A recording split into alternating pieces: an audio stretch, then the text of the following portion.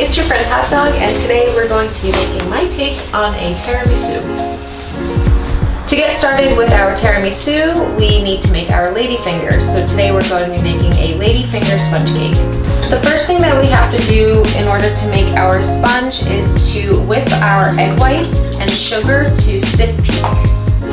When you make anything using a meringue, you want to make sure that there is no fat residue in your bowl and that your bowl is extremely clean. So we're going to start by whipping our eggs until they're foamy, and then we'll slowly begin to add in our sugar.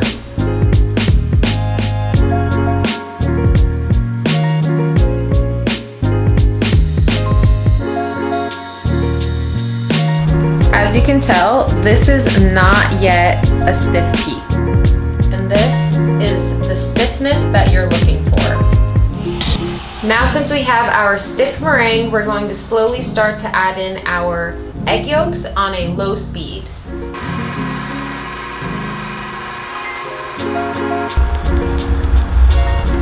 Our last step is to sift in all of our flour.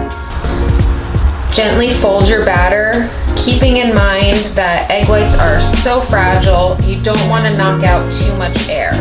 So once all of your flour is incorporated, stop mixing. I'm making this into one big sheet so I can cut them out later, but alternatively, if you want to pipe them, you can do that as well.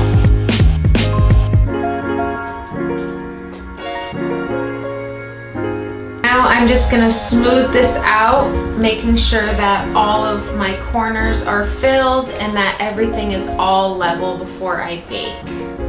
If you are going to do this sheet tray method, I highly suggest not overworking your batter because it will deflate and then you'll end up with a soggy cracker, and nobody wants that in a tiramisu. And right before we're going to bake these, we're just going to dust with some powdered sugar. Moving on to our coffee syrup, I'm pouring my fresh hot pot of coffee over the sugar. I'm going to give this a quick little mix to allow the sugars to dissolve in the coffee. So traditionally, the coffee syrup is made using rum, but I'm going to use amaretto instead. Moving on to our tiramisu mousse, let's start by blooming our gelatin. To bloom means just to rehydrate, and the way you do that with gelatin is to place your gelatin sheets or powder into cold water. This is our fully bloomed gelatin. So what you'll do after it is soft, you'll wring out all of the excess moisture.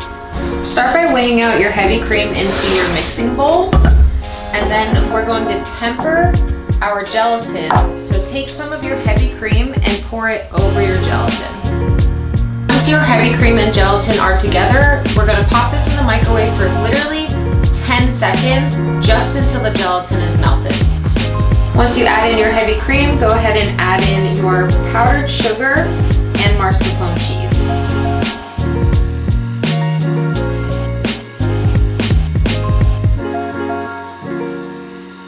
Here is our lovely mascarpone mousse.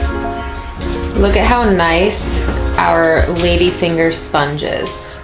Beautiful, nice and fluffy, light and sweet. Just don't pay attention to the situation I have going on. Let's build our tiramisu. Okay, I'm going in with my first layer of sponge. Then I'm going to brush the sponge with our coffee syrup, really soaking it in. Now for this last layer, I'm using an offset spatula to smooth out the surface. That way it's all even, and then we can pop it into the freezer for a couple of hours to set. Okay, here is our fully chilled Mondo tiramisu. Let's get this thing unraveled.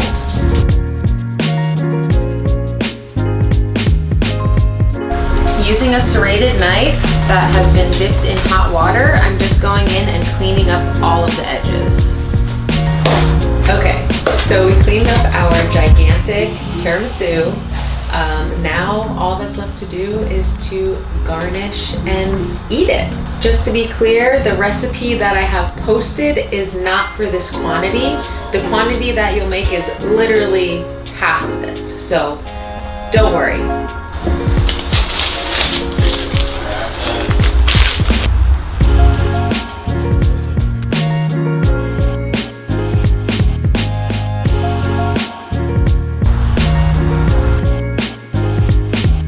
As always, thanks so much for watching and stay crusty.